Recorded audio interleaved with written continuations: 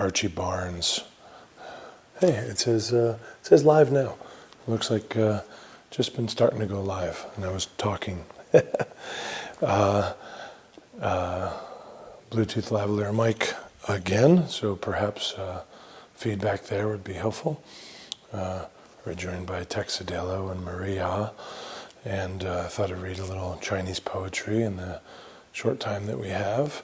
This is a volume by Archie Barnes, compiled by. So this is kind of a scholarly work, so I'm trying to look through to find something that might work for what we're trying to do. I'm looking at script variations and so forth. And I've highlighted the word evil just there in my own notes. This one's full of my notes. So this is called, this is on page 109. This is by Chen Xiang, and it's called The Song Upon Yuzhou Tower. Before me I have not seen the people of ancient times. After me I shall not see those who will come. When I think of the vastness of heaven and earth, I grieve alone and my tears fall.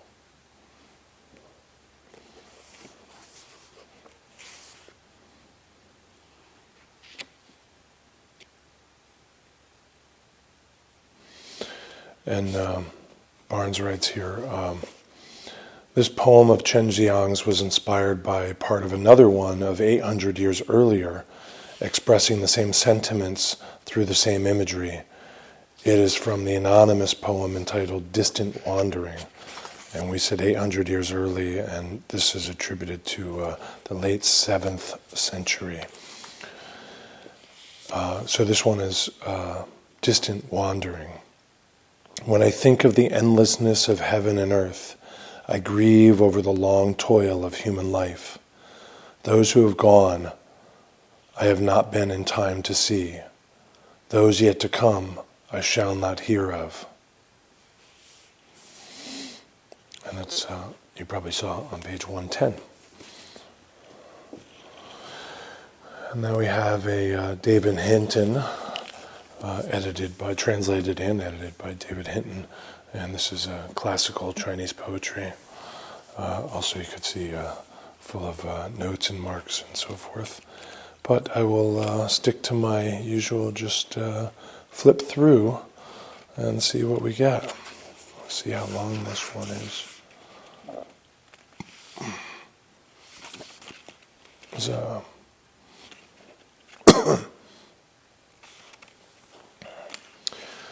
This is called, it's page 192, inscribed on a wall at Chang's recluse home. In spring mountains, alone, I set out to find you. Axe strokes crack, crack and quit. Silence doubles. I pass snow and ice lingering along cold streams. Then at Stone Gate in late light, enter these woods. You harm nothing. Deer roam here each morning. Want nothing. Auras gold and silver grace nights. Facing you on a whim in bottomless dark, the way here lost. I feel it drifting, this whole empty boat. I don't see a year attributed to this, but this reminds me of the Taoist empty boat story. Osho has a book actually titled after the empty boat. I think it's called Empty Boat. And it's a fantastic teaching that I give all the time.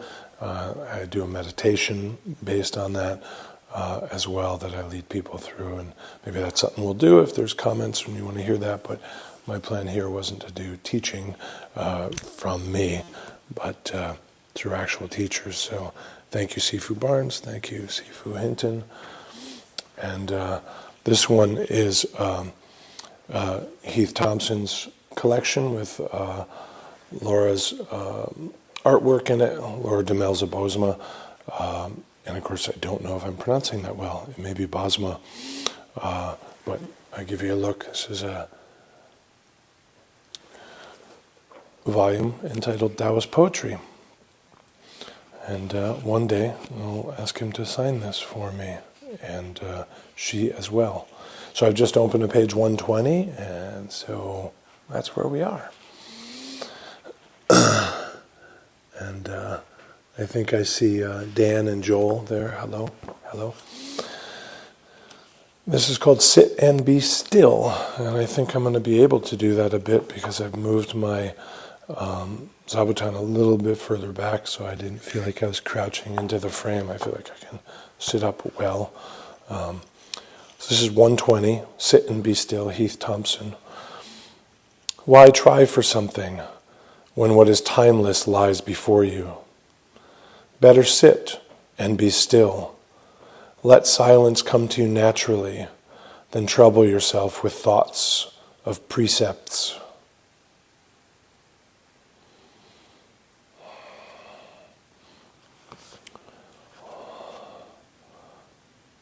And I'm just going to read another of Heath's here. A cup of freshly delivered coffee from Gimme Coffee in Ithaca, New York. Thank you, Seifert Lieberman, for sending this along. Arrived out of the blue yesterday.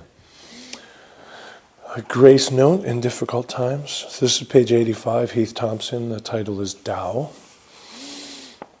The Tao is simplicity. The Tao is not simplicity when ideas of this and that have gone. Tao.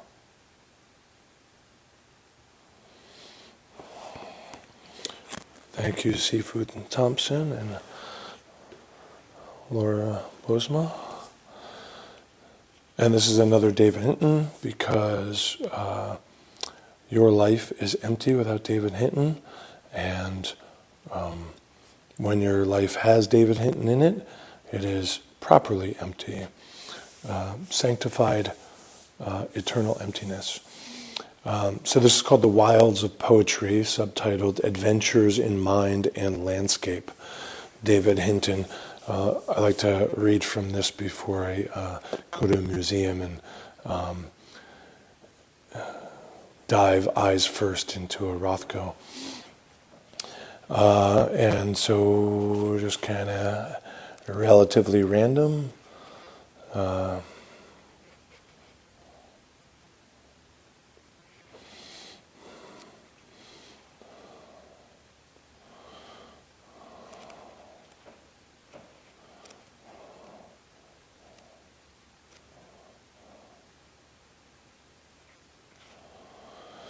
This one is titled Serious World, page 176. Looks like Alex is here. Hello, sir. Good to see you, Sifu. Serious World. And to be carefree is to be a soft and laughing star. I like something I like about this one is that it begins with a hyphen here. And that, of course, may be backwards for you, the way these front-facing cameras work. There's I've just scrolled to, or flipped the computer age. I flipped to one that's a selection from the volume Cold Mountain Poems, from which I read the other day. I don't know if I read this poem, but I will skip that because we were in Cold Mountain. Oh, there's a Rexroth. So I think that will be our final one. Yeah, this goes over the second page. This starts on page on page 85. Sorry.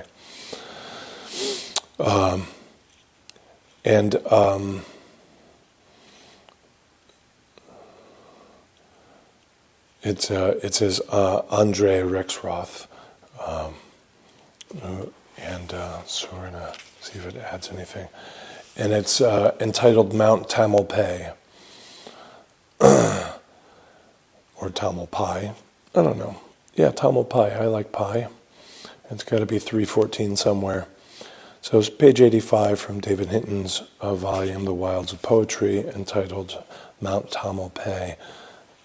This comes to us from Andre Rexroth. The years have gone. It is spring again. Mars and Saturn will soon come on, low in the west, in the dusk. Now the evening sunlight makes hazy girders over steep ravine above the waterfalls.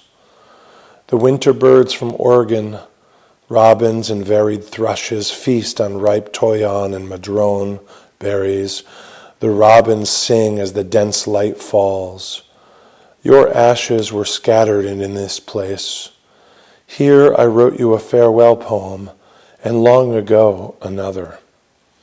A poem of peace and love, of the lassitude of a long spring evening in youth.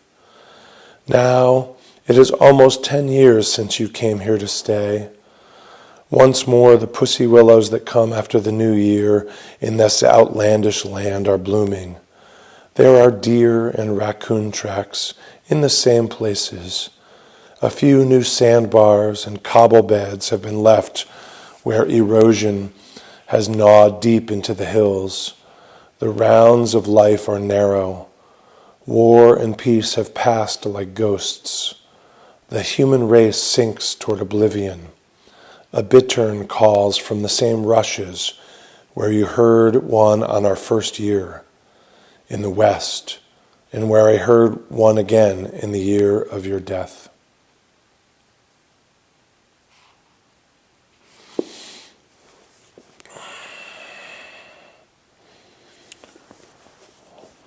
Thank you, Sifu Hinton, and that is nearing the end of the incense and nearing the end of the time, as I have to live stream with somebody else here shortly. So perhaps the microphone worked and you were able to hear any of that. Otherwise, you were just treated to a poor sitter. Thank you very much.